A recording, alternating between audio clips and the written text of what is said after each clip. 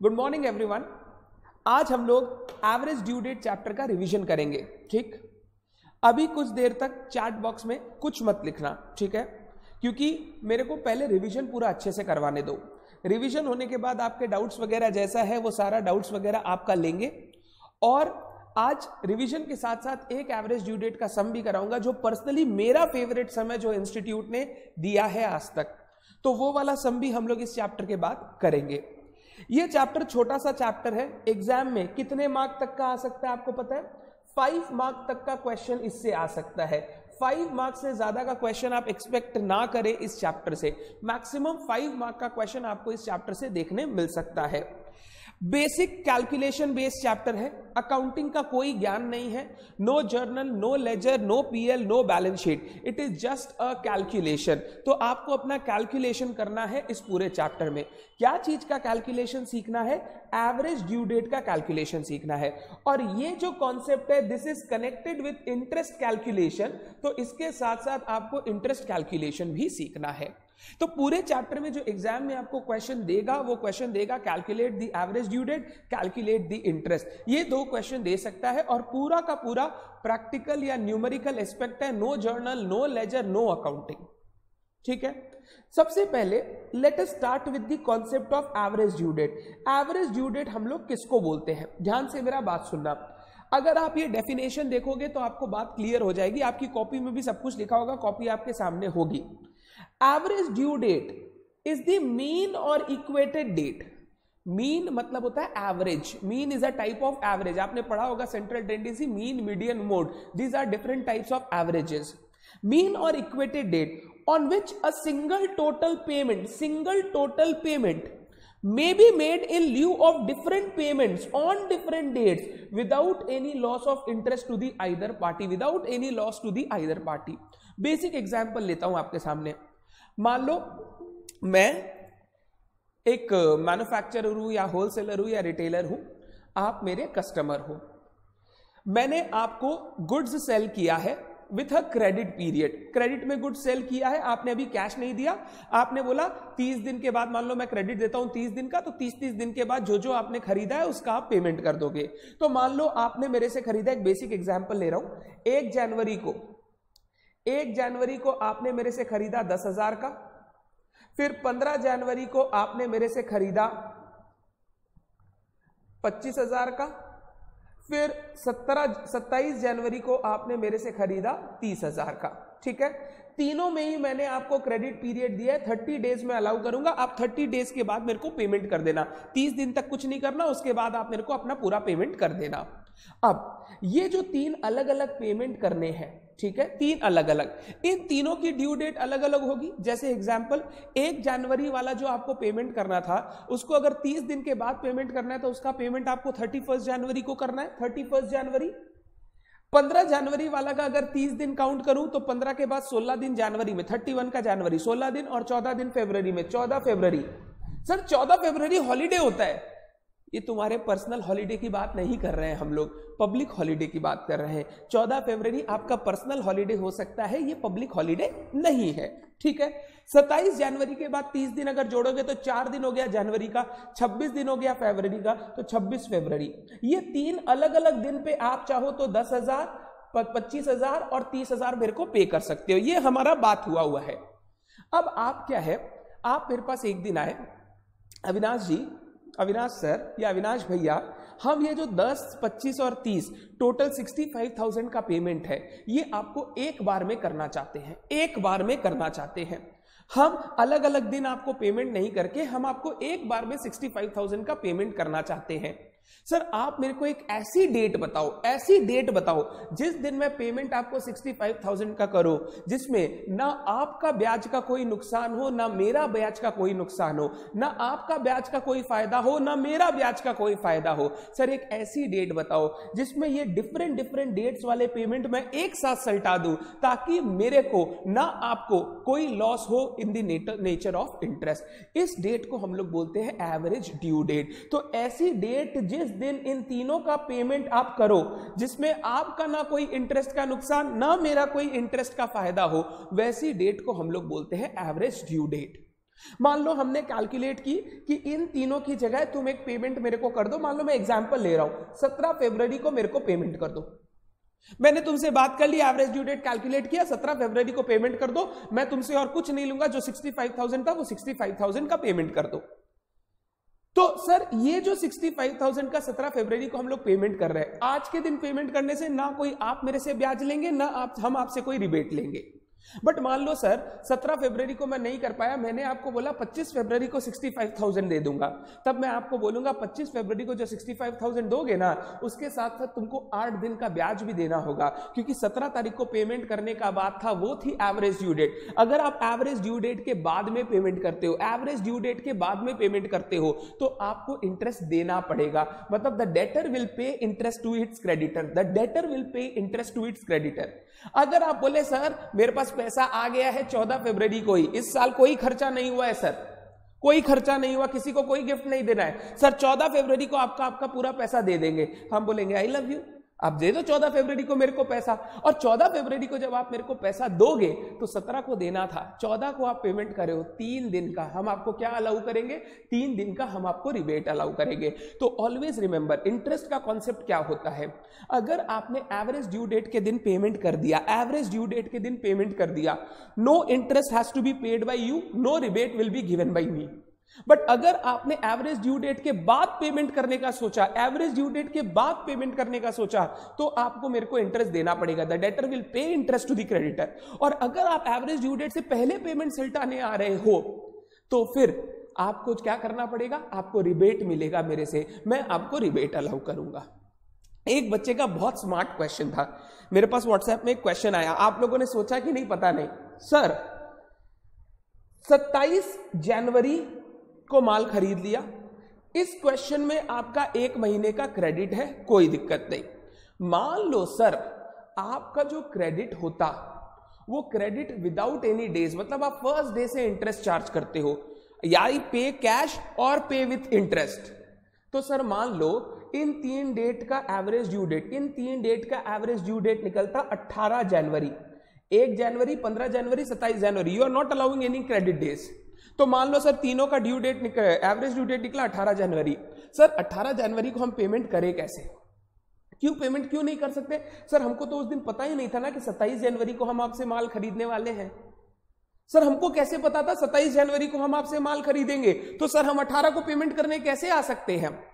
वो नॉर्मली वो केसेस होते हैं जिन लोगों ने डेट्स पर पेमेंट नहीं किया, एवरेज ड्यू डेट पर पेमेंट नहीं किया, जो फरवरी मार्च में पेमेंट करने वाले हैं, और उसका इंटरेस्ट का कैलकुलेशन आप सिंप्लीफाई करना चाहते हो। आप तीनों पे अलग अलग इंटरेस्ट कैलकुलेशन की जगह आपने एक एवरेज ड्यू डेट कैलकुलेट कर ली और सीधा एक बार में इंटरेस्ट कैलकुलेट कर लिया, तो उस चीज के लिए एवरेज ड्यू डेट वहां पर काम आता है। तो बच्चे ने मेरे से यही क्वेश्चन पूछा था कि सर मेरा डेट मान लो 1 जनवरी, 15 जनवरी और 27 जनवरी है, एवरेज ड्यू डेट निकल के आ गया 18 जनवरी। तो सर 18 जनवरी का जो एवरेज ड्यू डेट है उस दिन तो हम पेमेंट ही नहीं कर सकेंगे, क्यों? क्योंकि मेरे को पता ही नहीं था मैं 27 जनवरी को खरीदने वाला हूं आपसे।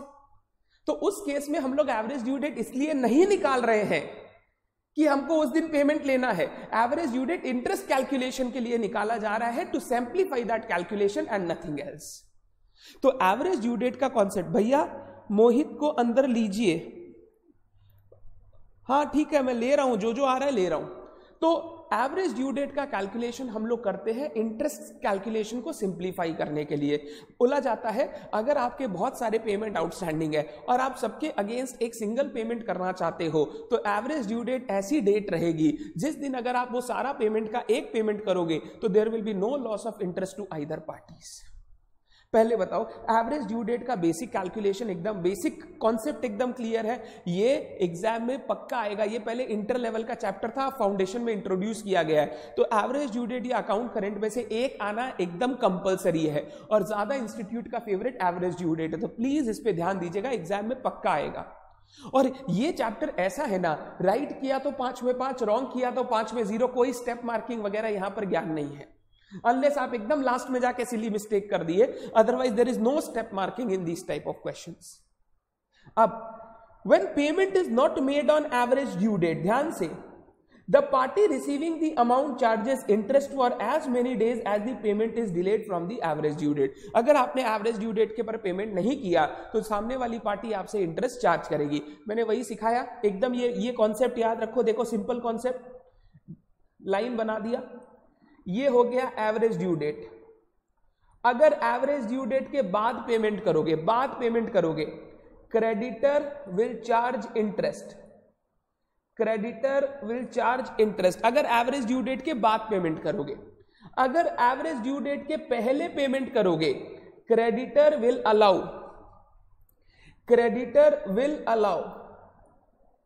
Rebate, creditor will allow rebate. ये कॉन्सेप्ट आपको बेसिक हमेशा याद होना चाहिए, और ये एकदम पहला कॉन्सेप्ट है जो हम लोगों को सीखना है before calculating average due date, कि व्हाई एवरेज ड्यू डेट का calculation is required in real life to simplify the interest calculation, where one payment is to be made against various payments which were outstanding on different dates.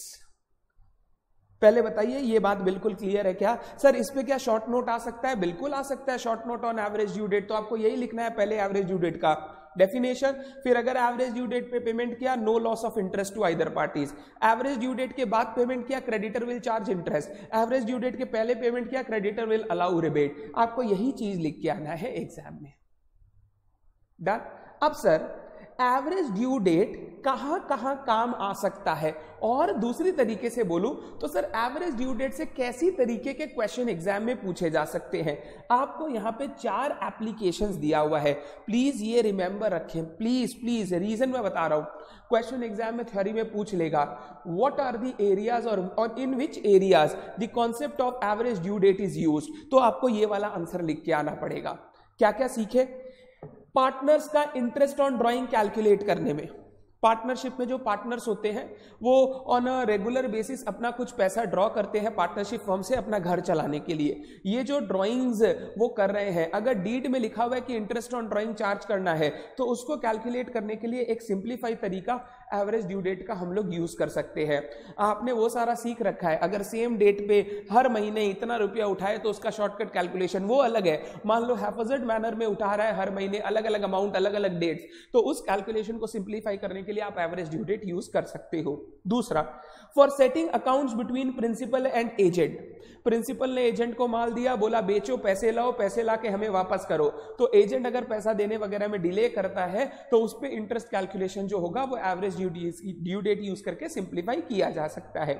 For settling Contra accounts, Contra accounts का मतलब होता है दो party के बीच में आपस में mutual transaction है, मैं तुमको गुड्स बेचता भी हूं, मैं तुमसे गुड्स खरीदता भी हूं, तो मेरे को तुमसे पैसा लेना भी है, मेरे को तुमको पैसा देना भी है, तो जो नेट सेटलमेंट होगा वो सेटलमेंट कब होना चाहिए उसका कैलकुलेशन भी एवरेज ड्यू डेट से आप कर सकते हो। नेट सेटलमेंट मतलब एकदम बेसिक, मान लो मैंने तुमको 30,000 का माल बेचा, मैंने तुमसे 20,000 का माल खरीदा, 30,000 का बेचा, 20,000 का खरीदा, तो नेट में मैं तुमसे 10,000 पाऊंगा, मैं तुमसे 10,000 पाऊंगा।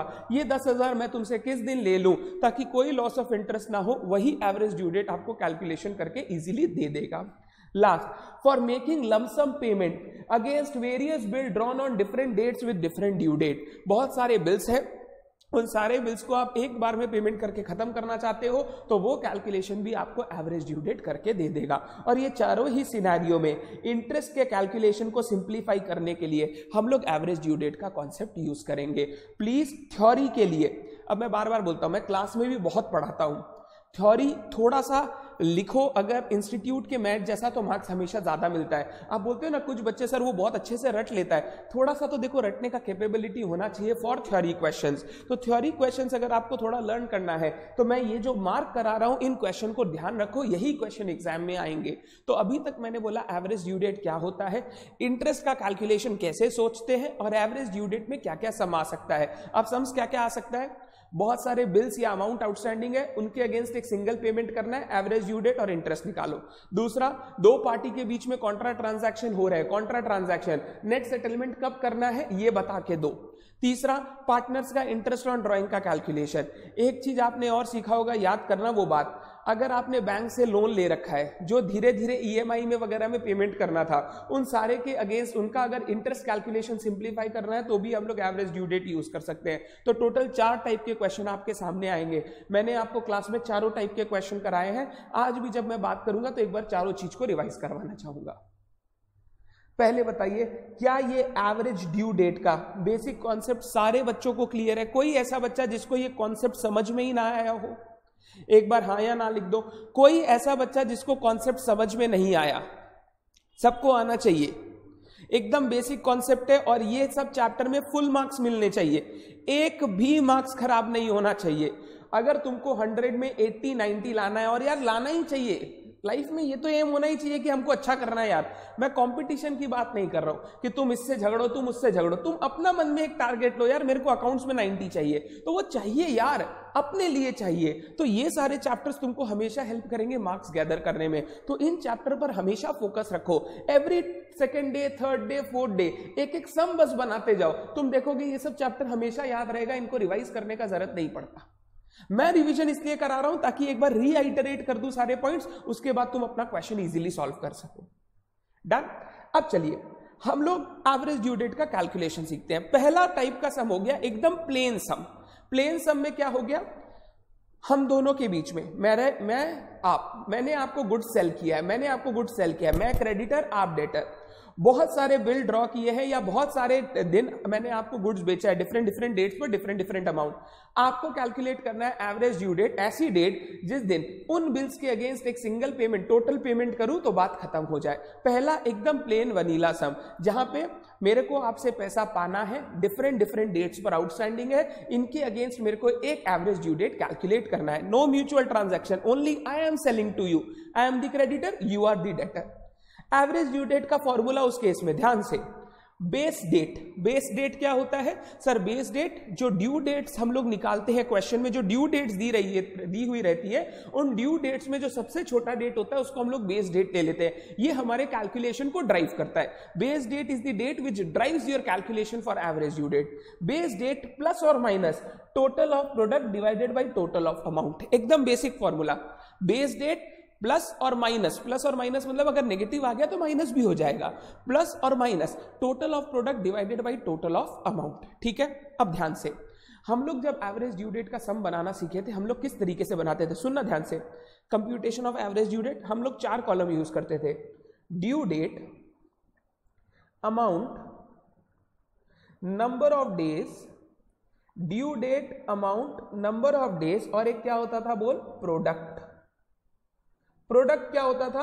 Amount into number of days, amount into number of days, यानी this into this equal to this, this into this equal to this. क्या आप ये एक्नॉलेज करते हो? 4 कॉलम बनाते थे, due date, amount, number of days, product. ठीक है, ड्यू डेट कॉलम में हम लोग हर ट्रांजैक्शन का ड्यू डेट लिखते थे। ड्यू डेट यानी जिस दिन उस ट्रांजैक्शन को सेटल करना था हम लोगों को, उस डेट को हम लोग बोलते हैं ड्यू डेट। ध्यान से, अगर कोई ट्रांजैक्शन या क्वेश्चन में क्रेडिट पीरियड नहीं दिया हुआ है, नॉर्मल डेट्स दी हुई है, कोई अलग से क्रेडिट पीरियड मेंशन नहीं है, कोई बिल वगैरह का टेन्योर वगैरह मेंशन नहीं है, उस केस में ट्रांजैक्शन डेट ही हो जाएगी ड्यू डेट।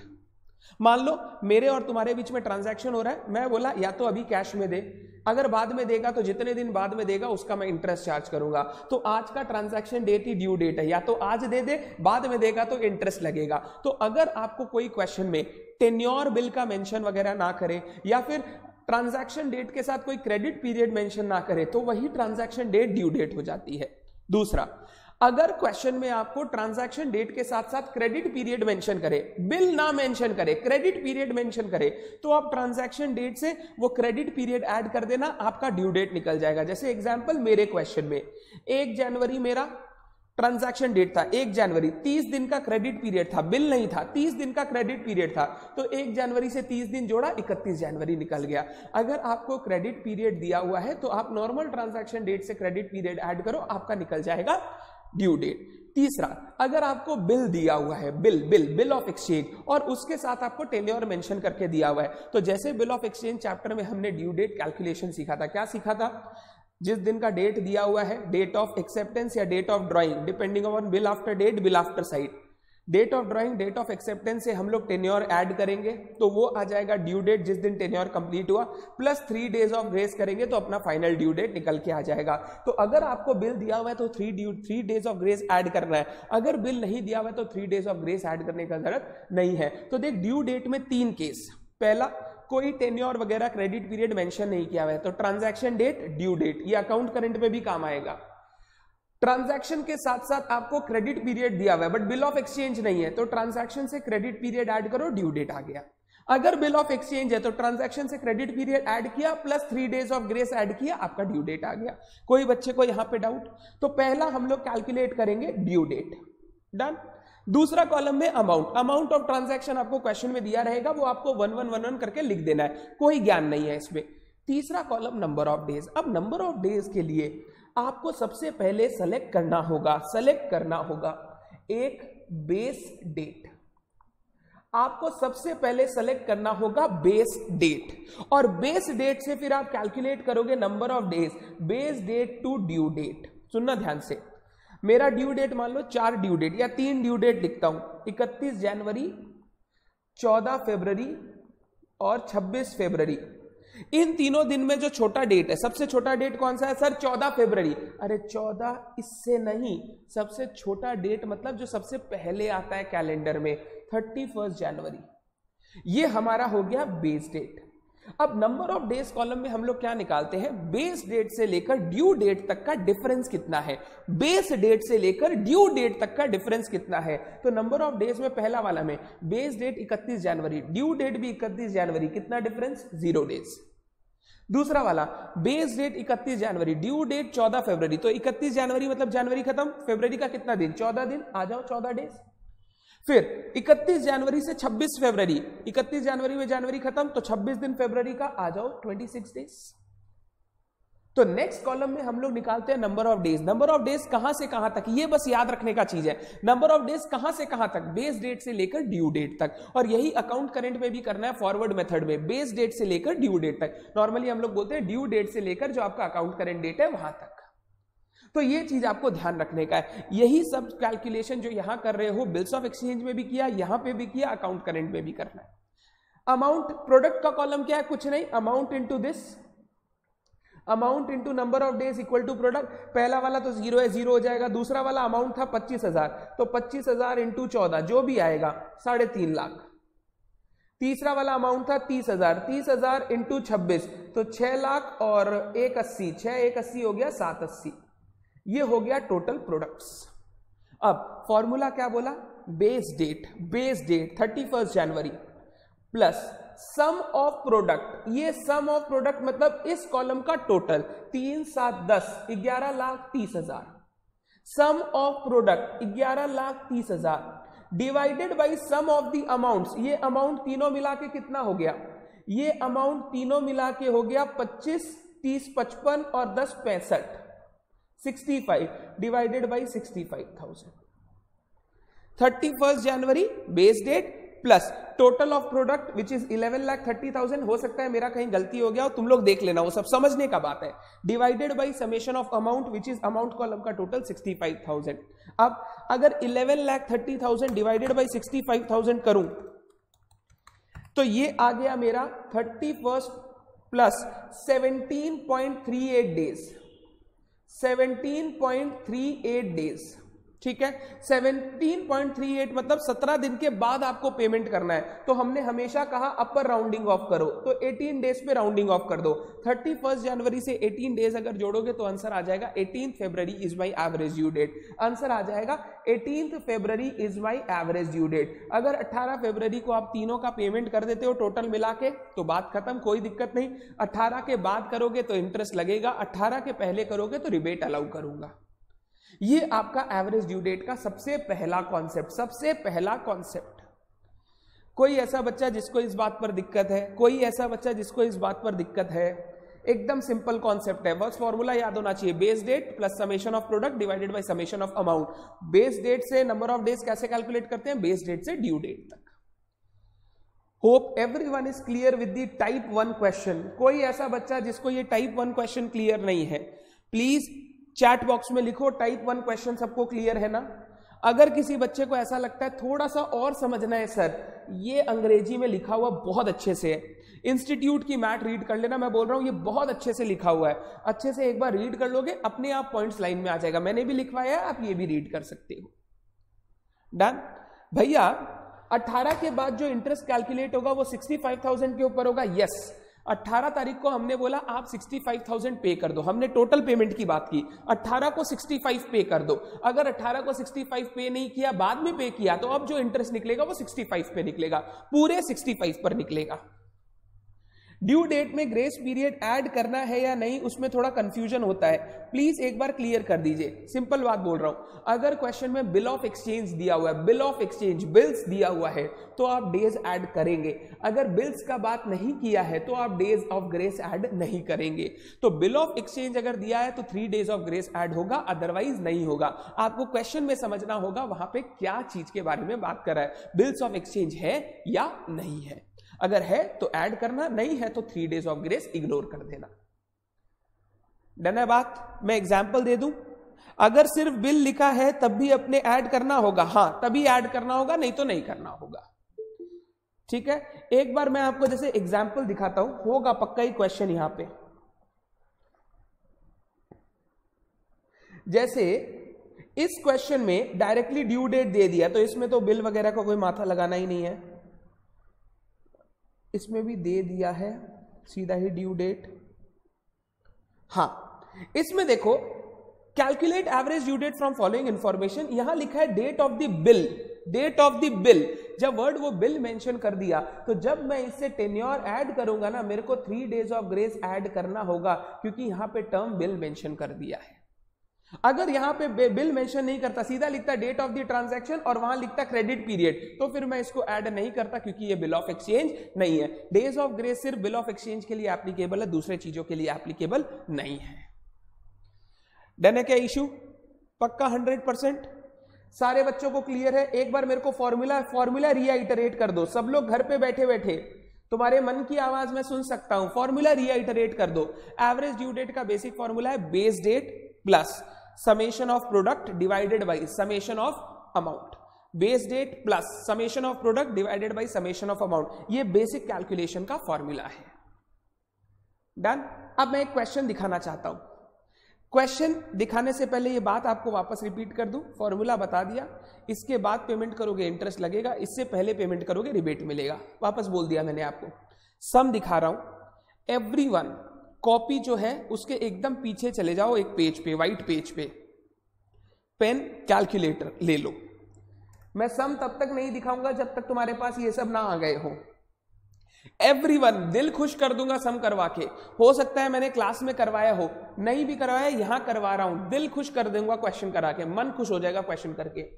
एवरीवन कॉपी का लास्ट पेज, कैलकुलेटर होना चाहिए और पेन होना चाहिए। प्लीज 5 मिनट का एक्सरसाइज है, फिर इस चैप्टर में कुछ है नहीं, मेरे को खाली बोलना और कंप्लीट हो जाएगा। चलिए मैं क्वेश्चन दिखाता हूं। आई अज्यूम आपके पास कैलकुलेटर, कॉपी, पेन आ गया हो, आप आलसी की तरह सोए नहीं है बेड पर। क्वेश्चन नंबर 8, ये मेरी नई बुक थी, ठीक है, सोचा था आप लोगों को इसी से पढ़ाऊंगा, बट हुआ क्या, पैंडेमिक आ गया, क्लासेस तो नहीं रिकॉर्ड कर नहीं सका, तो इसीलिए आपके साथ वही बुक शेयर की लास्ट टर्म वाली। बट ये मेरी ब्रांड न्यू बुक, अभी नई बुक है इस टर्म के लिए, जो अब आगे वाले टर्म्स आएंगे जिनमें लाइव क्लासेस स्टार्ट करूंगा, तो इस बुक से पढ़ाऊंगा। इसका क्वेश्चन नंबर 8, ये इंस्टीट्यूट की ना आरटीपी का क्वेश्चन है, इंस्टीट्यूट की आरटीपी का क्वेश्चन है आपकी आरटीपी में, अगर किसी ने किया होगा तो पक्का देखा होगा। Let us read this question. आपका सबसे पहला काम रहेगा एवरेज ड्यू डेट, आप कैलकुलेट करके यहां पे मेरे को आंसर बताओगे, आप कैलकुलेट करके आंसर बताओगे, नो हड़बड़ी required, I have enough time, आपको भी कहीं जाना नहीं है, नो हड़बड़ी। Kiran had accepted bills payable to Hina, Kiran ने कुछ बिल्स पेएबल एक्सेप्ट किया है, ध्यान से, किरण ने बिल्स पेएबल एक्सेप्ट किया है। अगर किरण ने बिल्स पेएबल, स्क्रीन ब्लर है भैया, एक सेकंड रुक जा, हेल्प कर देता हूं, रुक जा। मैं तो यार हाईएस्ट क्वालिटी पे यहां पे कर देता हूं पहले ही, थोड़ा सा इंटरनेट का चेक करो ना तुम लोग, स्पीड।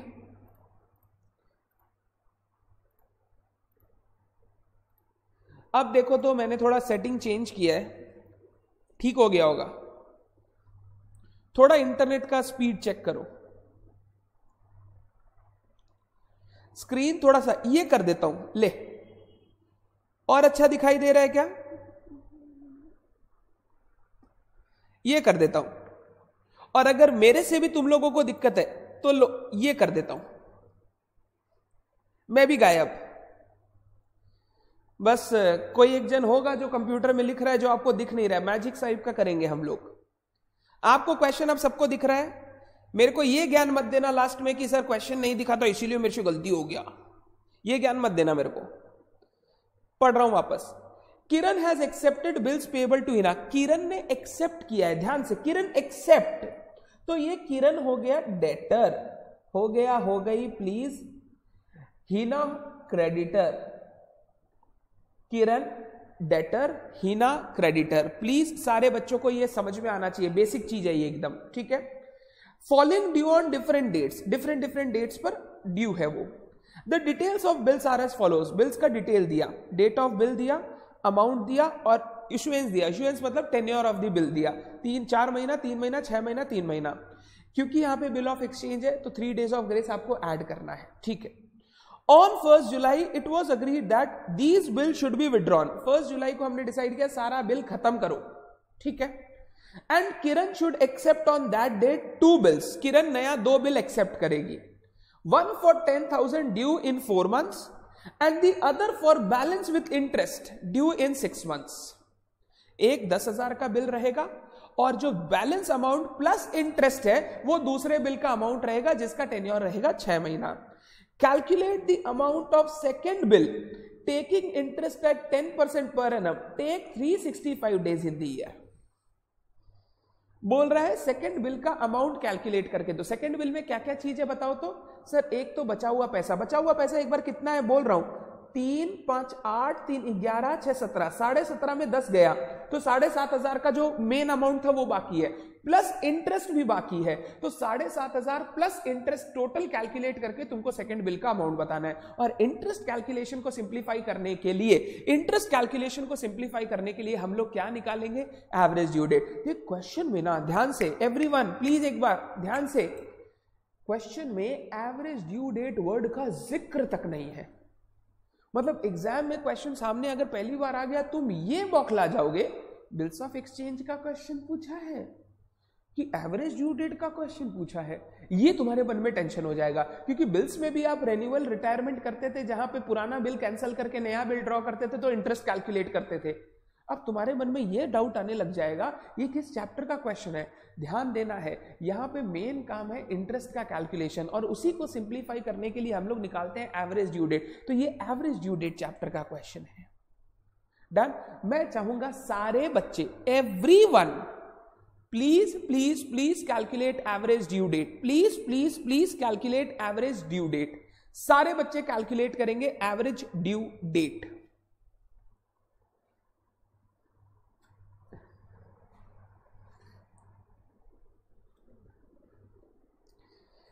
जिनका होते जाएगा वो स्क्रीन पे आंसर पोस्ट करते जाए, जिनका होते जाएगा वो स्क्रीन पे आंसर पोस्ट करते जाए।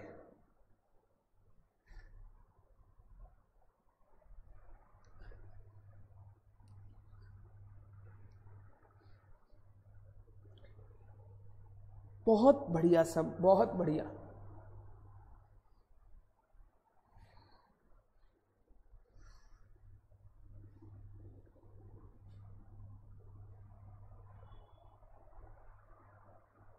नीचे वाला पैरा का इश्यू कोई काम नहीं है for the purpose of calculation of average due date.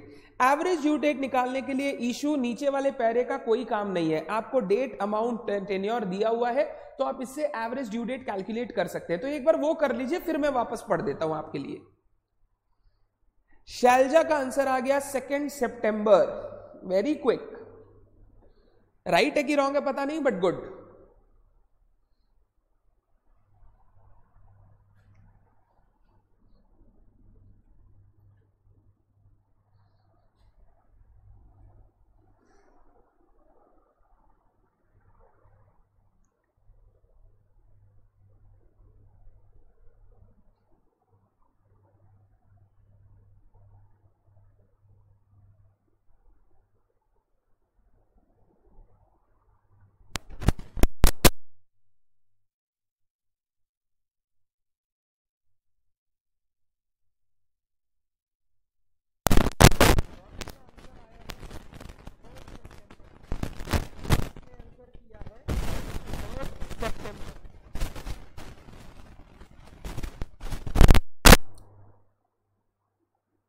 Kritika का भी आंसर आया है 3 सितंबर, 2 3 सितंबर, 1 2 सितंबर।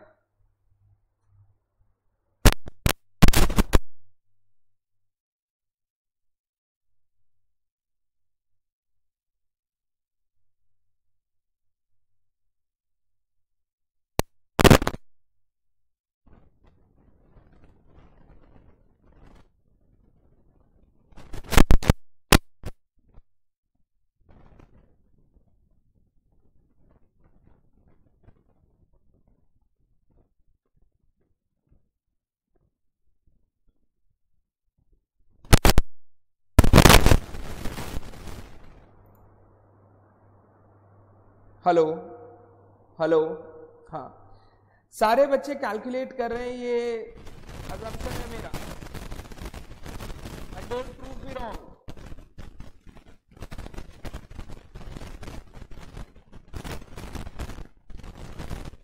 सेकेंड सितंबर, अब 2 सितंबर का लहर चला, 2 दिन का थर्ड बाद बाकी सेकेंड, आवाज कट कट के आ रहा है। I am also feeling the same Raunak, 1 second.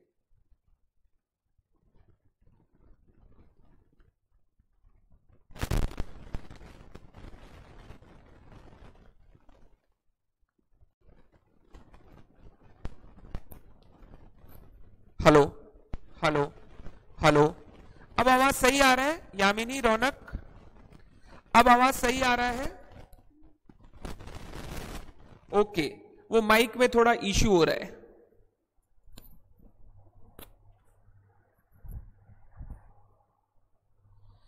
Second सितंबर और 3 सितंबर,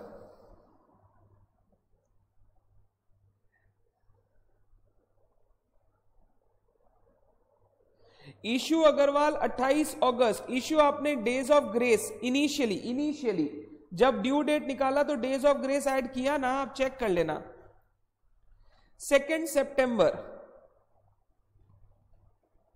मुकुल का आंसर नहीं आया,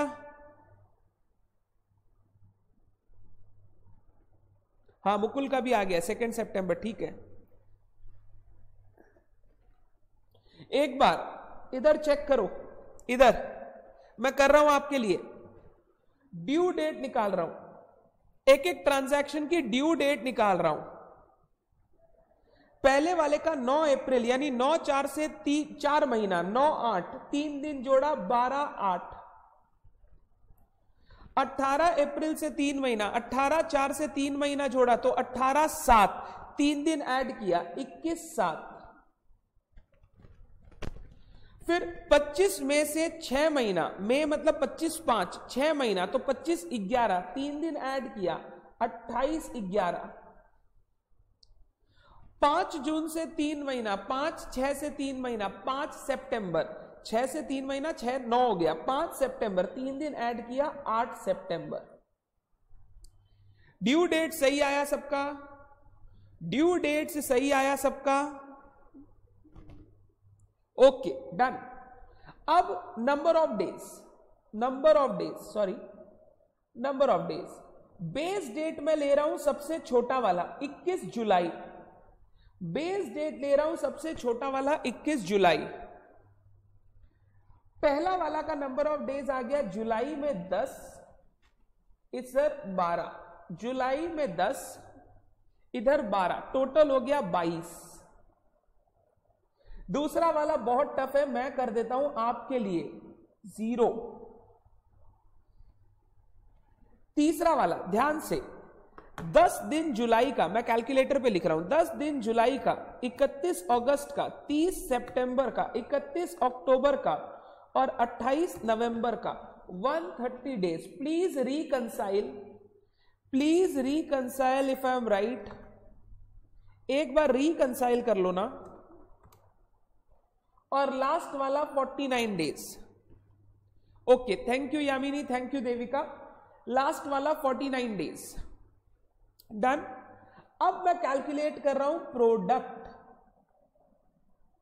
मल्टीप्लाई करना है 3000 इंटू 22 66,000, ये 0, 3 13 39,000 सॉरी 3,90,000, ठीक है। लास्ट 6000 इंटू 50, ये 3 लाख होता है, -6 294।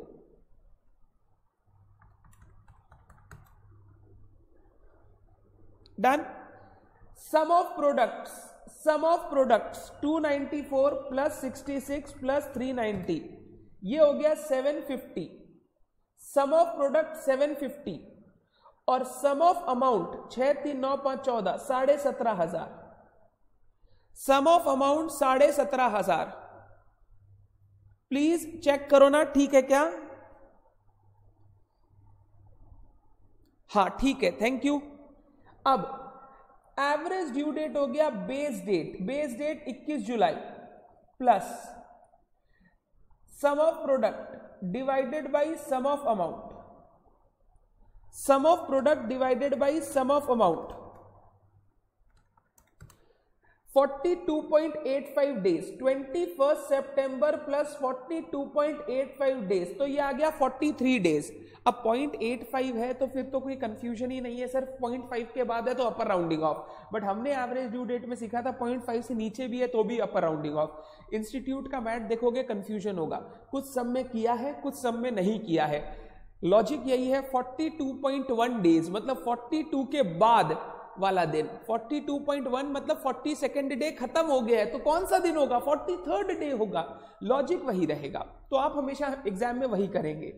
अब 21 से अगर 43 डेज ऐड कर दूं, 10 दिन हो गया जुलाई का, 31 दिन 41 और 2 सितंबर।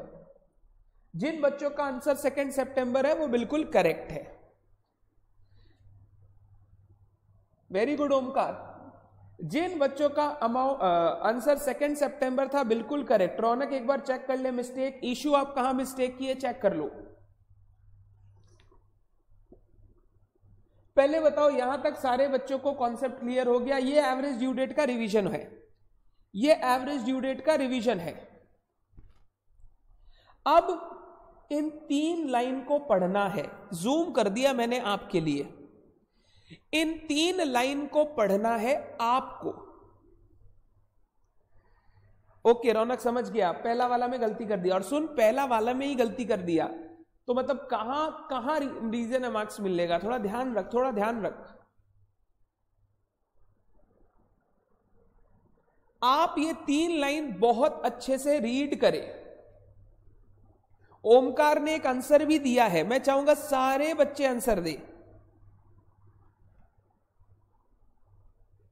On 1st July, I am reading it out for you.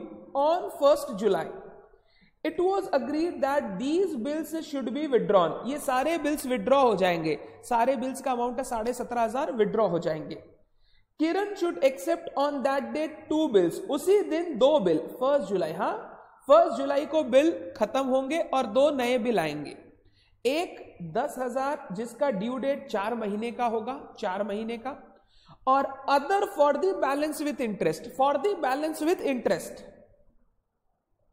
Due in 6 months, उसका ड्यू डेट होगा 6 महीना। ठीक है। Calculate the amount of second bill if interest rate is 10%। ध्यान से, मेरा due date, average due date आया 2 सितंबर को। ठीक है। अगर ये 2 सितंबर को पेमेंट करता, कोई भी इंटरेस्ट वगैरह का बात नहीं करते। बट ये देखो क्या बोल रहा है, हम 2 सितंबर को पेमेंट नहीं करेंगे। 1 जुलाई को बिल कैंसिल किए, पहला बिल ड्रॉ किया 4 महीने के लिए। अगर 1 जुलाई से 4 महीने जाऊं, ध्यान से सारे बच्चे ध्यान से, अगर मैं 1 जुलाई से 4 महीने का एक बिल ड्रॉ करूं तो इसका ड्यू डेट पता है कब आएगा? इसका 10,000 का 10,000 रुपया पता है कब आएगा? 4/11 को। Everyone acknowledge yes or no? Everyone acknowledge yes or no? Yes. तो वो बोल रहा है कि हम 4/11 को आपको 10,000 रुपए देंगे। ठीक है। और जो बैलेंस पैसा है, बैलेंस पैसा अलॉन्ग विथ इंटरेस्ट आप जोड़ ही लो बिल में, बैलेंस पैसा 7,500 वो आपको देंगे। इंटरेस्ट अलग से आएगा, बाद में बात करूंगा। वो आपको 6 महीने के बाद का बिल देंगे। एक साथ से 6 महीना पता है कितना होता है? 1 जुलाई, फिर 3 दिन ऐड करोगे तो पता है कितना होता है? 1 जनवरी, सॉरी 1 जुलाई से 6 महीना 1 जनवरी, 3 दिन ऐड करोगे तो 4 जनवरी। वो बोल रहा है आपके जो 17,500 रुपए है ना, हम ऐसे ऐसे आपको पेमेंट करेंगे। बिल भला ही 1 जुलाई को एक्सेप्ट कर रहा है, बट 1 जुलाई को पेमेंट थोड़ी कर रहा है तुमको। पेमेंट बोला 4 महीने बाद 10,000 और 6 महीने बाद 7,500 करूंगा। तो आपसे पूछ रहा है ये जो सेकंड बिल में इंटरेस्ट आप जोड़ोगे कितना जोड़ोगे ये बता दो। सेकंड बिल में इंटरेस्ट जो जोड़ोगे वो कितना जोड़ोगे ये बता दो। अब सर कैलकुलेट कैसे करें? हमने सीखा एवरेज ड्यू डेट की अगर बाद पेमेंट करते हो तो इंटरेस्ट कैलकुलेट करेंगे। एवरेज ड्यू डेट 2 सितंबर को है, पेमेंट बाद में कर रहा है तो इंटरेस्ट जुड़ेगा पहले। फर्स्ट बिल से रिलेटेड इंटरेस्ट कब से कब तक? 2/9 से लेकर 4/11 तक। फर्स्ट बिल पे इंटरेस्ट 2/9 से लेकर 4/11 तक। डेज मैं बोल रहा हूं 28 सितंबर का, 31 अक्टूबर का, 4 नवंबर का, 63 डेज का। तो इंटरेस्ट हो जाएगा 10,000 इंटू 10% इंटू 63 बाय 365।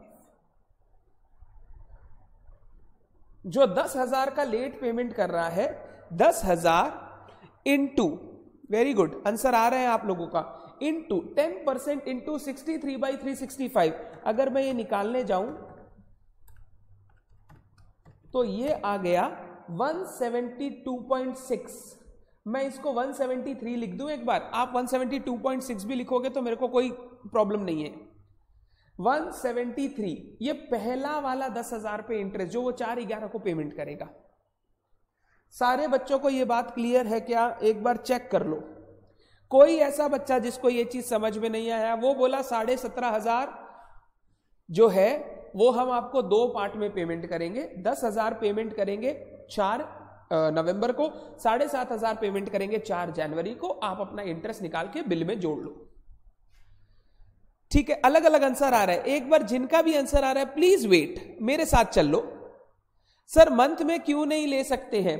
दीदी मंथ में इसलिए नहीं ले रहा हूं क्योंकि 2 सितंबर 4 जनवरी 4 वो आपको 365 डेज लेने बोला है। क्वेश्चन ने आपको बोला है 365 डेज इन अ ईयर, वो फिर क्यों दिया है आपको?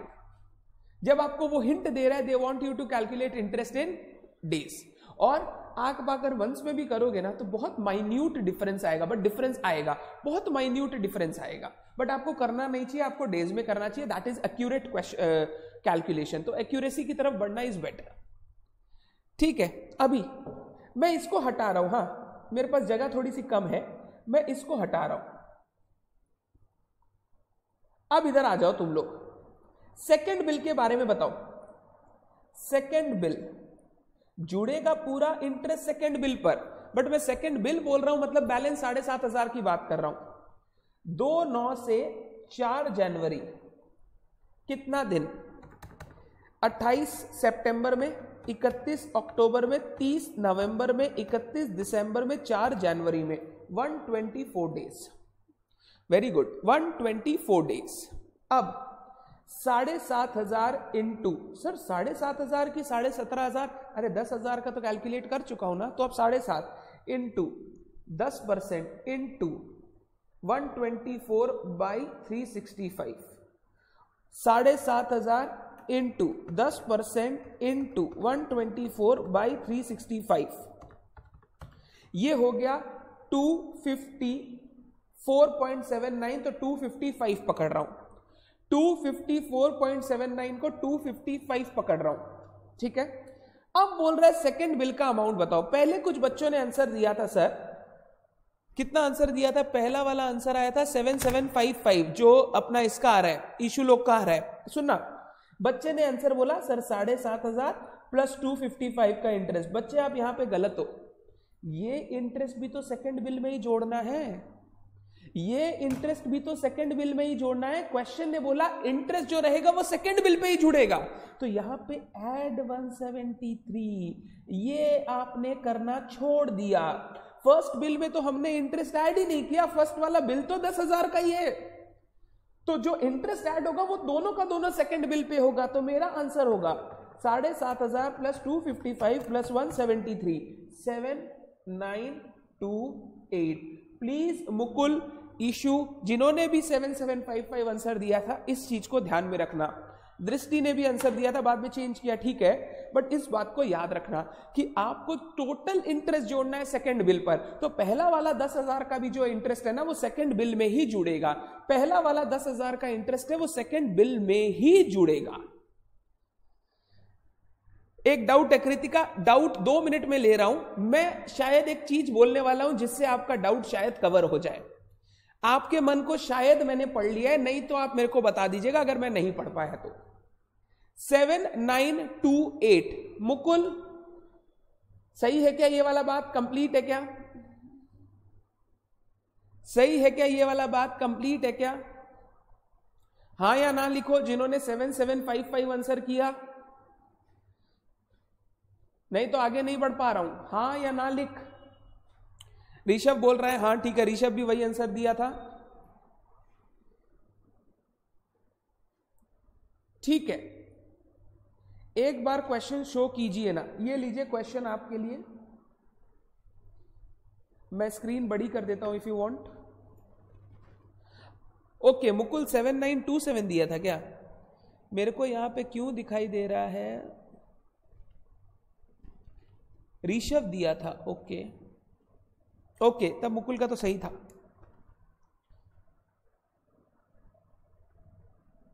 मेरे को उसका आंसर ही नहीं दिख रहा। दीदी आप चेक करो, इश्यू आपको वो कर दिया, चेक कर लो।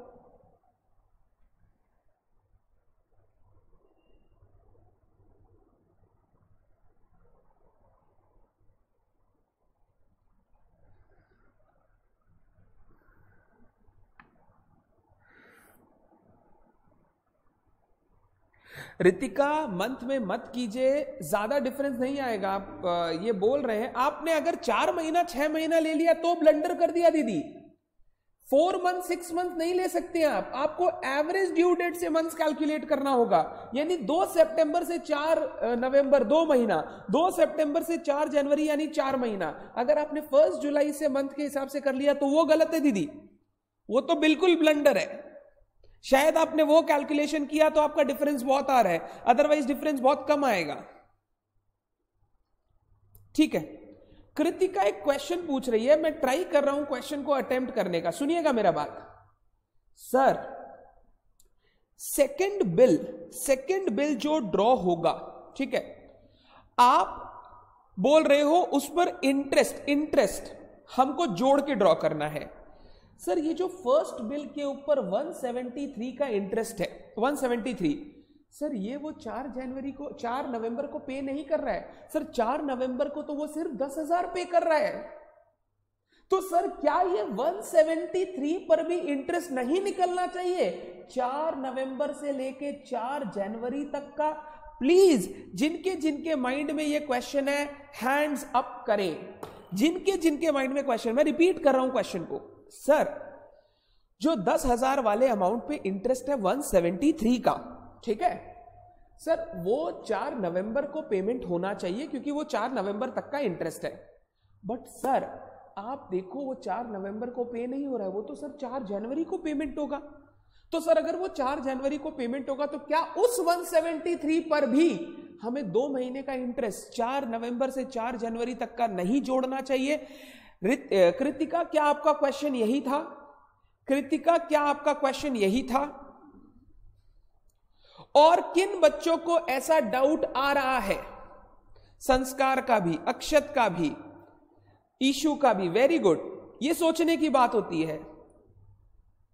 हां बनिया बुद्धि तो बोलता है, सही बोल रहे हो। देखो सबका डाउट आ गया। अगर कृतिका रेज हैंड नहीं करती और मैं तो ये डिस्कस करने ही वाला था, बट कृतिका ने भी सोचा, that is a very good thing. बच्चा अगर सोच पाता है एक लेवल हाई तो ही वो बच्चा आगे बढ़ने के लिए एकदम रेडी है। वेरी गुड, सबका ये क्वेश्चन है। आपका क्वेश्चन बिल्कुल जायज है, बिल्कुल जायज है, आपका क्वेश्चन बिल्कुल करेक्ट है। बट इंस्टीट्यूट बोलता है we will ignore interest on interest. We will not be charging interest on interest. We'll be just playing with interest on principal.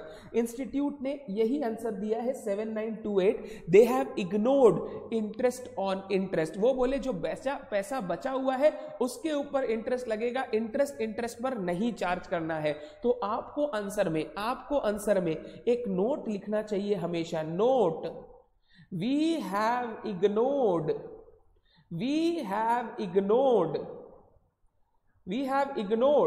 interest on interest of rupees 173 for 2 months. We have ignored interest on interest. हाँ, real life में जो हमने सोचा वही होता है. 173 के ऊपर भी इंटरेस्ट लगता है, 173 के भी ऊपर इंटरेस्ट लगता है, बट इंस्टीट्यूट अपने सम्स के लिए बोलता है कि we have ignored interest on interest. Interest के ऊपर हम लोग इंटरेस्ट नहीं लेंगे, हम लोग टोटल प्रिंसिपल पे इंटरेस्ट निकाल के वो बिल पे ऐड करेंगे. डन है क्या? क्लियर है क्या? तो ये नोट आपको लिखना पड़ेगा. कृतिका, आपने बिल्कुल सही सोचा, बट इंस्टीट्यूट ने उसको डॉच किया है ये लिख के. एग्जाम में कर देते तो गलत होता. गलत नहीं होता रे, पहली बार अगर करता तो तू अगर सोच के करता तो वो सही माना जाना चाहिए.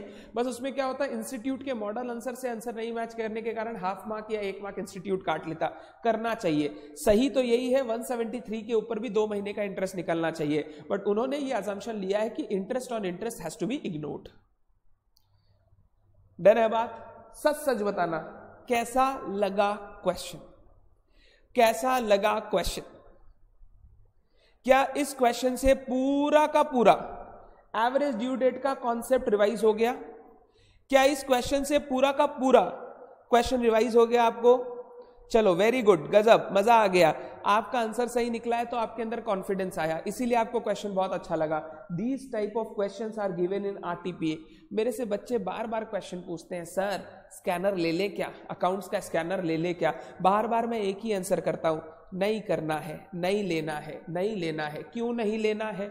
इसलिए नहीं लेना है, इंस्टीट्यूट की वेबसाइट पे पेपर्स डाले हुए हैं सजेस्टेड आंसर्स के साथ, और इंस्टीट्यूट का आंसर से बढ़िया स्कैनर का थोड़ी होगा. वो लोग भी वहीं से लेता है, बट इंस्टीट्यूट का ही तो फॉलो करना है.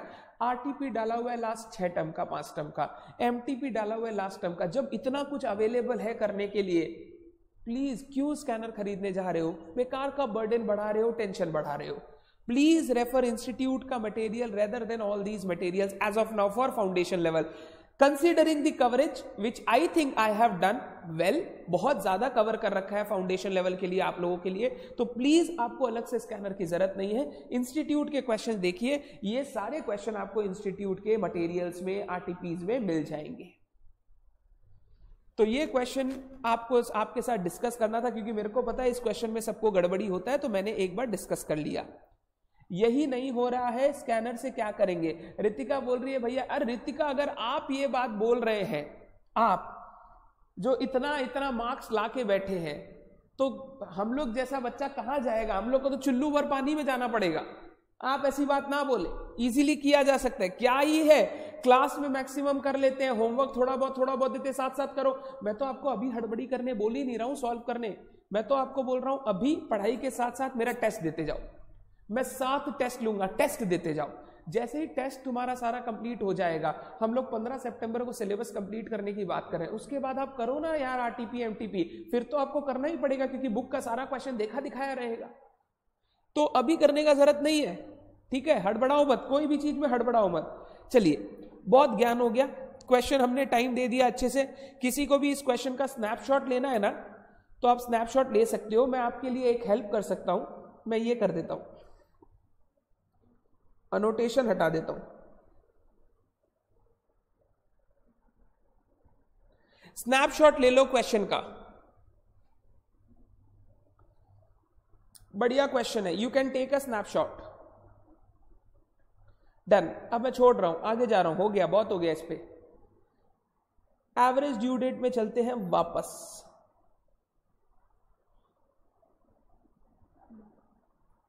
ये concept of due date, date of maturity already आपके साथ डिस्कस किया हुआ है, बिल ऑफ एक्सचेंज में भी कर लिया, और अभी भी 3 सर्कमस्टांस बताया.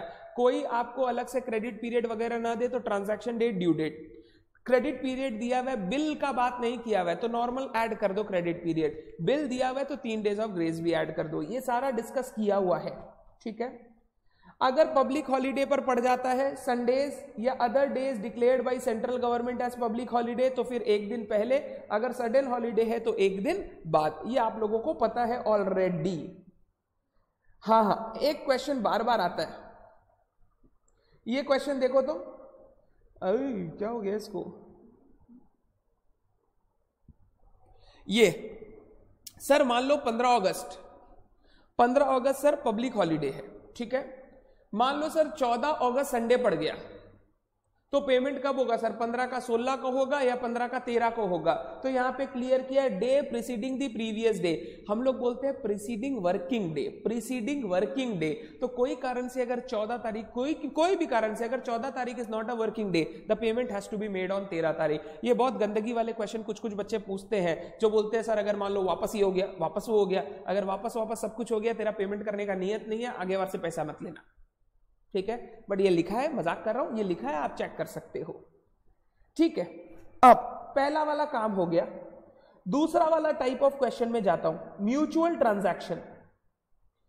म्यूचुअल ट्रांजैक्शन ये रहा, म्यूचुअल ट्रांजैक्शन सुनिए ना, यहां पे एवरेज ड्यू डेट कैलकुलेट करने का तरीका, जो स्टेप्स है वो सारा सेम था, बस क्योंकि दोनों को एक दूसरे से लेन देन करना था तो हम लोग अब जो एवरेज ड्यू डेट निकालेंगे वो दो अलग अलग नहीं निकालेंगे। मान लो मैं आपसे 30,000 पाता हूं, अलग अलग डिफरेंट डेट्स पे छोटा छोटा अमाउंट करके टोटल 30 हुआ, आप मेरे से 20,000 पाते हो, अलग अलग डेट्स पे अमाउंट करके 20,000 हुआ। तो अब मैं जो बात कर रहा हूं, ऐसा नहीं है कि मैं आपको 30 कब दूं ये निकालो, आप मेरे को 20 कब दोगे ये निकालो। हम लोग ये देखना चाहते हैं जो 30 - 20 यानी नेट मेरे को आपसे 10,000 लेना है, नेट मेरे को आपसे 10,000 लेना है, वो 10,000 मैं आपसे कब लूं, जो हमको आपसे 10,000 लेना है नेट अमाउंट, वो 10,000 मैं आपसे कब लूं, ये आपको इस टॉपिक में सिखाया गया, जहां पे there are mutual transaction, there are mutual transaction between two parties. अब याद करो एवरेज ड्यू डेट का formula, base date plus difference of summation of products divided by difference of summation of amount. Sir ये difference क्या आ गया, जो net की बात कर रहा था, मैं तुमसे 30 पाता हूं, तुम में से 20 पाते हो, तो नेट डिफरेंस क्या बचा 10, वही अमाउंट का डिफरेंस 10,000 आ जाएगा। मान लो प्रोडक्ट मेरे वाले का निकला 5 लाख, तेरे वाले का निकला 4 लाख, तो 5 lakh minus 4 lakh, net product कितना का आ जाएगा 1 लाख। तो यहां पर क्या करना है ना, अगर दोनों के बीच में म्यूचुअल ट्रांजैक्शन और नेट में सेट ऑफ करना है, तो उस केस में हम लोग एवरेज ड्यू डेट वही फॉर्मूला यूज करेंगे, बस नेट बेसिस करके यूज करेंगे, यानी डिफरेंस कैलकुलेट करके जो नेट अमाउंट होगा उसके हिसाब से एवरेज ड्यू डेट निकलेगा। और पूरे ज्ञान में सिर्फ एक नया चीज था जो याद रखना था, रिसीवेबल और पेएबल जब टेबल बनाओगे दोनों का बेस डेट हमेशा, बोलो दोनों का बेस डेट हमेशा क्या होगा, सेम होगा। अगर रिसीवेबल वाली टेबल का बेस डेट 2 जनवरी है तो पेएबल वाले का भी 2 जनवरी रहेगा। इसीलिए मैंने बोला था पहले टेबल बना लो, पूरी टेबल में दोनों टेबल मिला के जो सबसे लोएस्ट डेट है वो बेस डेट ले लो दोनों टेबल की। तो आप वो काम करोगे, यहां पर जब बेस डेट लोगे तो दोनों टेबल का बेस डेट सेम होना चाहिए, मेरे रिसीवेबल्स का भी बेस डेट और तुम्हारे पेएबल्स का भी बेस डेट हमेशा क्या होगा, सेम। बाद बाकी पूरा का पूरा ज्ञान सेम है, यानी नंबर ऑफ डेज का कैलकुलेशन, ड्यू डेट का कैलकुलेशन, प्रोडक्ट का कैलकुलेशन, एवरीथिंग रिमेन सेम। तो मैं बार बार इसको डिस्कस नहीं करूंगा, सिर्फ 2 बात कैच करने लायक है। पहला जो वो होगा formula base date plus difference in product divided by difference in amount. दूसरा, जब आप 2 टेबल बनाओगे रिसीवेबल का पेएबल का, दोनों का जो बेस डेट होगा वो हमेशा सेम रहेगा, दोनों का बेस डेट अलग अलग मत लेना। तरीका क्या बोला था मैंने, पूरा दोनों टेबल बना लो, इन दोनों टेबल में जो सबसे लोएस्ट डेट है, इन दोनों टेबल में जो सबसे लोएस्ट डेट है वही आपका क्या हो जाएगा, बेस डेट। किसी बच्चे को इस बात पर डाउट है? अगर आपको डाउट है तो एक बार ये चेक कर लो, ये क्वेश्चन चेक कर लो। रिसीवेबल्स है 3 अलग अलग दिन, पेएबल्स या रिसीवेबल्स है 2 अलग अलग दिन, ठीक है।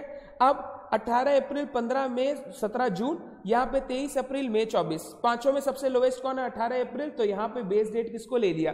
18 अप्रैल। तो दोनों टेबल मिला के जो है वो बेस डेट सेम रहना चाहिए। यहाँ पे लिखा भी है the student should note that the same base date should be taken, therefore base date will be May 18 in this case also. मई 18 क्यों लिया है? पगला लोग है, अप्रैल 18 लेना चाहिए, बेटर रहता है। अप्रैल 18 ये लिखा गलत है, अप्रैल 18। ओके, ड्यू डेट वाला ये कॉलम है क्या? सॉरी सॉरी सॉरी, वो लोग पगला नहीं है, मैंने गलत देखा। ये रहा ड्यू डेट वाला मई 18, दूसरा कॉलम था। तो मई 18 वाला ड्यू डेट लिया है और ये सबसे छोटा है सब में, तो दोनों में एक ही लेना है। तो एक ही चीज याद रखना है कि the student should note that the same base date should be taken, therefore the base date will be May 18 in this case also. तो दोनों केस में वही रहेगा। फाइनल आंसर करते समय क्या करना है? यहां पे लिखा नहीं है, बेस डेट हमारा था 18 मई प्लस डिफरेंस ऑफ प्रोडक्ट मतलब this minus this divided by difference of amount मतलब दिस माइनस दिस। ये किया difference of product, difference of amount और उसके हिसाब से कैलकुलेशन किया है। डन है बात? क्लियर है? क्या आया है भैया? स्क्रीन नहीं दिख रहा है, एक बार चेक करो ना, कोई इंटरनेट प्रॉब्लम हुआ होगा आपका।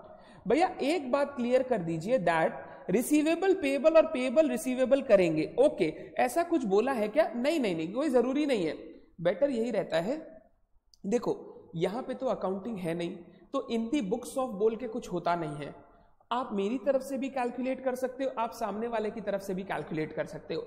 सबसे इजी तरीका होता है रिसीवेबल जिसका बड़ा हो, रिसीवेबल उसकी तरफ से सोचना शुरू करो। मान लो अविनाश एंड सामने खड़ा है मान लो रौनक। अविनाश को लेना है रौनक से 30,000 और रौनक को अविनाश से पाना है 20,000। तो तुम अविनाश सोच के कैलकुलेशन करो, रिसीवेबल 30, पेएबल 20, तो आपका नेगेटिव वाला चक्कर हट जाएगा। आपको ध्यान यही सब रखना है कि जिसका प्रोडक्ट पहले रहेगा उसका अमाउंट भी पहले ले लो। प्रोडक्ट माइनस प्रोडक्ट तो अमाउंट माइनस अमाउंट वैसे ही रहेगा। अगर एक्स का प्रोडक्ट पहले लिया है तो अमाउंट भी एक्स का पहले लेना, तो अपने आप आपका आंसर सही होगा। ये रिसीवेबल पेएबल कौन सा पहले लेना है ऐसा कोई रूल नहीं है, क्योंकि मेरे लिए जो रिसीवेबल है वो तुम्हारे लिए पेएबल हो जाएगा। तो तुम अगर मेरा सोच के कैलकुलेट करोगे तो एक दिशा मिलेगा अलग, उसका सोच के कैलकुलेट करोगे तो एक अलग दिशा मिलेगा। आंसर दोनों का हमेशा सेम आएगा, answer will not change, answer will remain same. तो आपको यह ध्यान रखना है, ऐसा कुछ नहीं है कि रिसीवेबल पहले करना है कि पेएबल, क्योंकि दोनों पार्टी की तरफ से सोचोगे तो वो चीजें चेंज हो जाएगी। तो इसलिए आप जिसका प्रोडक्ट पहले लो उसी का अमाउंट पहले लीजिए, दैट्स ऑल। डन है क्या बात? Okay done. ये हमारा दूसरा टाइप का क्वेश्चन। नेक्स्ट, इसमें मैं कोई इलस्ट्रेशन करवा नहीं रहा हूं क्योंकि इसके क्वेश्चन ऑलरेडी कराए हुए हैं, इसका कोई ऐसा अच्छा क्वेश्चन नहीं है अलग से। नेक्स्ट, ये वाला part, learn calculation of average due date where amount is repaid in installment. इसको हम लोग उल्टा वाला क्वेश्चन बोलते हैं, बट उल्टा वाला कुछ नहीं है, सेम कॉन्सेप्ट है। हुआ क्या, मैंने बैंक से 10 लाख रुपए लिए, 10 लाख रुपए 1 जनवरी 2019 को। मैंने बैंक को बोला ये 10 लाख रुपए मैं आपको 5 साल में सल्टाऊंगा, 2 लाख 2 लाख 2 लाख 2 लाख 2 लाख करके। मैं 1 जनवरी 2020 को 2 लाख दूंगा, 1 जनवरी 2021 को 2 लाख दूंगा एंड सो ऑन। हर साल की जनवरी को मैं आपको 2 लाख देके 1 जनवरी 2024 को सारा का सारा पैसा सल्टा दूंगा। ठीक है बात? तो एक अमाउंट मैंने लिया है लोन जिसका पेमेंट मेरे को इंस्टॉलमेंट में करना है। अब यहां पे हम लोग एवरेज ड्यू डेट क्या निकालेंगे, इन 5 अलग अलग की जगह अगर एक बार में 10 लाख पेमेंट करूं तो कब करूं कि मेरा जो इंटरेस्ट अमाउंट पहले लगना था उतना ही इंटरेस्ट अमाउंट अभी भी लगे। ध्यान से, इस क्वेश्चन में इंटरेस्ट लगेगा ही। अगर तुमने लोन लिया है तो तुम्हारा तो नेक्स्ट डे से ही इंटरेस्ट चालू हो गया, बट इंटरेस्ट का लॉस ना हो। मतलब इस अरेंजमेंट में जो इंटरेस्ट पेमेंट करना है, मेरा एवरेज ड्यू डेट के भी हिसाब से जो इंटरेस्ट आएगा वो इंटरेस्ट सेम होना चाहिए, मेरे को दोनों में कोई नुकसान नहीं होना चाहिए। तो ये आपको तीसरा टाइप का क्वेश्चन है जहां पे डिफरेंट अमाउंट में आपको पेमेंट करना था। अब उन सारे पेमेंट का एक ड्यू डेट निकाल के आपको इंटरेस्ट कैलकुलेट करना है। बात तो सेम ही है ना, डिफरेंट पेमेंट्स को एक डेट पे पेमेंट करना है। अब जब आप एक डेट निकाल लोगे तो उसके बाद आपको क्या करना है, आपको इंटरेस्ट कैलकुलेट करना है। कब से कब तक, जिस दिन लोन लिया था वहां से लेके एवरेज ड्यू डेट तक, और उसी पीरियड का इंटरेस्ट बैंक आपसे चार्ज करेगा। जब वो इंटरेस्ट आप कैलकुलेट करोगे, पता है आपको क्या दिखेगा, चाहे ऐसे इंटरेस्ट पे करो चाहे ऐसे इंटरेस्ट एक बार में पे करो, दोनों का इंटरेस्ट में कोई नुकसान नहीं होगा। तो ये तीसरा टाइप का समय जो आपको एग्जाम में आ सकता है, और ये एग्जाम में एक शॉर्टकट फॉर्मूला के लिए आएगा। वो शॉर्टकट फॉर्मूला आपको ध्यान रखना है। अगर अमाउंट का पेमेंट एन्युइटी में हो रहा है, एन्युइटी का मतलब आपको पता है सेम अमाउंट सेम इंटरवल, अगर अमाउंट का पेमेंट एन्युइटी में हो रहा है तो इस टाइप का कैलकुलेशन शॉर्टकट से किया जा सकता है, इस टाइप का कैलकुलेशन शॉर्टकट से किया जा सकता है। शॉर्टकट फॉर्मूला ये रहा, शॉर्टकट फॉर्मूला ये रहा, क्या? Average due date equal to date of loan यानी 1/1/19 plus sum of days months और years from the date of lending to the date of each instalment, from the date of lending to the date of each instalment. पहला वाला instalment lending से कितना दूर था? 1/1/19 को land किया था, पहला इंस्टॉलमेंट था 1/1/20 को, 1 साल, 1 साल। दूसरा इंस्टॉलमेंट 1/1/19 के बाद 1/1/21 को, 2 साल, 3 साल, 4 साल, 5 साल, divided by number of installment. कितने इंस्टॉलमेंट है? 5। अगर आप इस तरीके से करोगे तो आपका फटाफट एवरेज ड्यू डेट निकल के आ जाएगा। 15/5 इक्वल टू 3 ईयर्स, तो 1/1/19 प्लस 3 ईयर्स इक्वल टू 1/1/22। ये आपका एवरेज ड्यू डेट निकल गया 1/1/22। अब इस 1/1/22 का इंटरप्रिटेशन प्लीज समझना। यहां पे बच्चा गलती करता है, क्या गलती करता है? भैया अगर 1/1/22 को पेमेंट कर देंगे तो सिर्फ 10 लाख देना होगा, इंटरेस्ट देने का जरूरत नहीं है। नहीं मेरे भाई, इंटरेस्ट देना पड़ेगा, लोन लिया है तुम। अब इंटरेस्ट जो देना पड़ेगा 1/1/19 से 1/1/22 तक, पूरा 10 लाख पे 3 साल का इंटरेस्ट निकाल ले। ये जो इंटरेस्ट निकलेगा ये बिल्कुल सेम होगा। अगर तुम पेमेंट ऐसे एक बार में नहीं करके ऐसे टुकड़ा टुकड़ा में करता तो the amount of interest will remain same, वहां पे कोई चेंज नहीं आएगा। There will be no loss of interest. Loss का बात हुआ है, इंटरेस्ट का कोई नुकसान नहीं होगा, आपको अभी भी उतना ही देना पड़ेगा जितना आपको पहले देना था। तो ये इंटरेस्ट कैलकुलेशन को सिंप्लीफाई कर रहा है कि 5 इंस्टॉलमेंट का 5 बार कैलकुलेशन करने से अच्छा एक डेट निकाल के एक बार में टोटल इंटरेस्ट निकाल लो। तो 1/1/19 से 1/1/22 3 साल का जो इंटरेस्ट होगा 10 लाख रुपए पे, that will be equal to ये डिफरेंट डेट्स का जो इंटरेस्ट आएगा। कोई ऐसा बच्चा है जिसको इस पर कॉन्फिडेंस नहीं है? मैंने क्लास में भी इसका तोड़ सिखाया था, किस तरीके से ये निकलता है। मैंने क्लास में भी दिखाया था कि कैसे इंटरेस्ट सेम होता है। अगर मान लो इंटरेस्ट का रेट है 12%, तो 10 लाख पे 12% 1,20,000, 3 साल का कितना हो गया? 3,60,000। तो यहां पे मेरा इंटरेस्ट निकल गया 3,60,000। अब यहां पे कैसे निकालोगे? पहला साल 10 लाख पे इंटू 12%, फिर 2 लाख पेमेंट हो गया, 8 लाख पे 12%, फिर 2 लाख पेमेंट हो गया 6 लाख पे 12%, 4 लाख पे 12%, 2 लाख पे 12%, करके देख लो 3,60,000 ही आएगा और कुछ आ नहीं सकता। करके देख लो 3,60,000 ही आएगा। तो ये शॉर्टकट बोलता है अगर आपका जो इंस्टॉलमेंट्स ऑफ लोन है वो एन्युइटी में है, सेम अमाउंट सेम इंटरवल, तो उसका average due date calculation simplify तरीके से हो सकता है। तरीका क्या है? डेट ऑफ लोन, जिस दिन लोन दिया, प्लस हर इंस्टॉलमेंट कितना दूर है लोन की डेट से, हर इंस्टॉलमेंट कितना दूर है, यानी इंस्टॉलमेंट का tenure divided by total number of installment, that will directly give you the average due date. But ये सिर्फ तभी होगा जब इंस्टॉलमेंट एन्युइटी में है, सेम इंटरवल सेम अमाउंट। अगर इंस्टॉलमेंट का अमाउंट में लोचा है या वो एन्युइटी में नहीं है तो यहां पर प्रॉब्लम अराइज करेगा। और प्रॉब्लम अराइज नॉर्मली एन्युइटी वाला जो बात है उसमें अमाउंट का फैक्टर ज्यादा कंसीडर करना, अमाउंट पे हमेशा ध्यान रखना, वो सेम होना चाहिए, नहीं तो ये चीज काम नहीं करेगा। एक बार आप चेक कर लो, आपको बात समझ में आ जाएगी। ये सिंपल कैलकुलेशन था, एग्जाम में आने का चांस बहुत बहुत बहुत कम है, बट पढ़ के जाना है, आएगा तो शॉर्टकट तरीके से करके आप आ सकते हो। क्या थर्ड तरीका क्लियर है? पहला सिखाया एक ही पार्टी सेल कर रहा है, नॉर्मल एवरेज ड्यू डेट। दूसरा सिखाया दोनों पार्टी एक दूसरे से पैसा पाएंगे तो नेट सेटलमेंट सिखाया। तीसरा सिखाया अमाउंट लिया एक बार में था, चुकाना डिफरेंट इंस्टॉलमेंट्स में। अब इसमें से बताओ एक बार में कब चुकाए कि इंटरेस्ट उतना ही लगे जितना पुराने अरेंजमेंट में लग रहा था, अलग से मेरे को कोई इंटरेस्ट देने का जरूरत ना पड़े। डन है क्या बात? तो प्लीज यहां किसी को ऐसा मत समझा दीजिएगा कि भाई अगर 1/1/22 को पेमेंट कर दिया तो इंटरेस्ट लगेगा ही नहीं। इंटरेस्ट लगेगा, उतना ही लगेगा जितना पहले लगता था, नया कुछ नहीं लगेगा। एवरीवन, चाचाज बुआज क्लियर है? चाचाज बुआज एवरीवन क्लियर है? आगे चलूं मैं? लास्ट बात, बस खत्म हो गया चैप्टर, ठीक है। लास्ट बात कर लेता हूं, इंटरेस्ट ऑन ड्राइंग। ऐसे तो कुछ समझाने का नहीं है, नॉर्मल जैसे एवरेज ड्यू डेट कैलकुलेट करते हो, इंटरेस्ट ऑन ड्राइंग भी वैसे ही कैलकुलेट करना है। आपको डिफरेंट डेट्स का ड्राइंग दे देगा, तो आपको क्या करना है, वो डेट को ड्यू डेट्स मानना है, क्योंकि इंटरेस्ट का, ड्राइंग का इंटरेस्ट उसी दिन से चालू हो जाएगा, नेक्स्ट दिन से ही, तो वही आपका ड्यू डेट हो गया।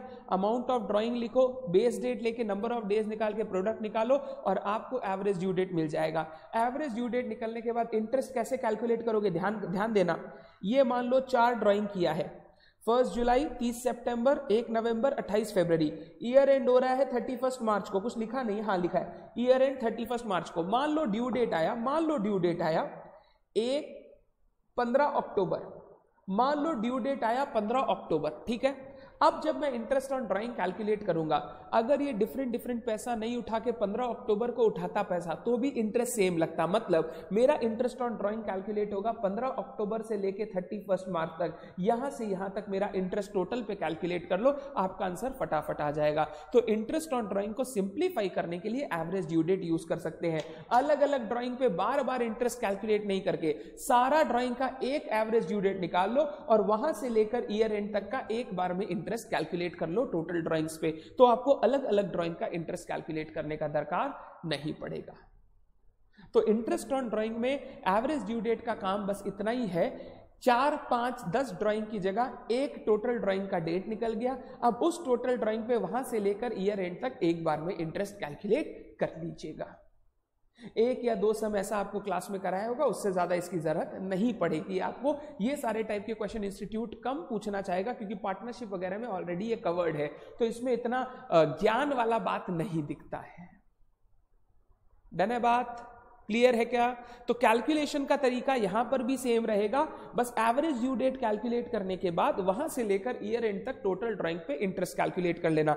अगर किसी को फॉर्मूला लर्न करना है, फॉर्मूला क्या है देख लो, टोटल ड्राइंग्स, इंटरेस्ट कैलकुलेशन का बोल रहा हूं, total drawings into rate of interest into कहां से कहां तक, सुन लो कहां से कहां तक, एवरेज ड्यू डेट से लेके ईयर एंड तक, एवरेज ड्यू डेट से ईयर एंड तक डिवाइडेड बाई 365 या 12 जो भी हो, एवरेज ड्यू डेट से ईयर एंड तक का पीरियड डिवाइडेड बाई 365 या 12 मंथ्स जो भी हो। डन है क्या बात? भैया ट्रांजैक्शन डेट ऐसे हुआ कि उसका due date next financial year में है, तो भी नॉर्मल कैलकुलेशन होगा, नॉर्मल कैलकुलेशन ही होगा। यहां पर मैं वापस बोल रहा हूं, यहां पे हम लोग अकाउंटिंग नहीं कर रहे हैं, हम लोग यहां पर सिर्फ इंटरेस्ट कैलकुलेशन दिखा रहे हैं। हाँ, अगर तुम मेरे को ये बोलता है कि सर इस साल इंटरेस्ट कितना ड्यू होगा, तो दिमाग में ध्यान यही रखना है, एवरेज ड्यू डेट जो निकलेगा उसके बाद उस डेट तक मत कैलकुलेट करना, 31 मार्च तक कैलकुलेट करना। एग्जाम्पल दे रहा हूं, मान ले एक ड्यू डेट है 1 जनवरी, एक है 15 फरवरी, एक है 20 मार्च और एक है 30 अप्रैल, ठीक है, ये 4 ड्यू डेट्स आई, ठीक। अब ये 30 अप्रैल नेक्स्ट ईयर में हो रहा है, हमारा 31 मार्च को ईयर एंड हो रहा है, बट ये 30 अप्रैल नेक्स्ट डेट में, मैं यहां अकाउंटिंग नहीं कर रहा हूं, इंटरेस्ट कैलकुलेट कर रहा हूं। सुन, मान ले एवरेज ड्यू डेट आया अपना 28 मार्च, तो अब जो मैं इंटरेस्ट कैलकुलेट करूंगा वो टोटल पे कैलकुलेट करूंगा 28 मार्च से 31 मार्च तक, बात खत्म हो गया। भैया ये 30 अप्रैल होने से कोई फर्क नहीं पड़ेगा, नहीं पड़ेगा रे, ये जितना दूर होगा उतना एवरेज ड्यू डेट भी तो दूर होते जाएगा। अगर वो 30 अप्रैल है तो एवरेज ड्यू डेट देख, दोनों का मिला के 28 मार्च आ गया। अगर वो 30 में होता तो एवरेज ड्यू डेट शायद 2 अप्रैल हो जाता। अगर एवरेज ड्यू डेट 2 अप्रैल हो जाता तो इस साल को इंटरेस्ट चार्ज करने का जरूरत ही नहीं पड़ता। तो जितना वो आपका दूर रहेगा, अपने आप आपका एवरेज ड्यू डेट दूर जाते जाएगा। तो आप जब इंटरेस्ट कैलकुलेट करोगे, जो एवरेज ड्यू डेट आया वहां से ईयर एंड तक का कैलकुलेट करके इस साल अक्रियू कर देना, नेक्स्ट ईयर बैलेंस अक्रियू कर देना।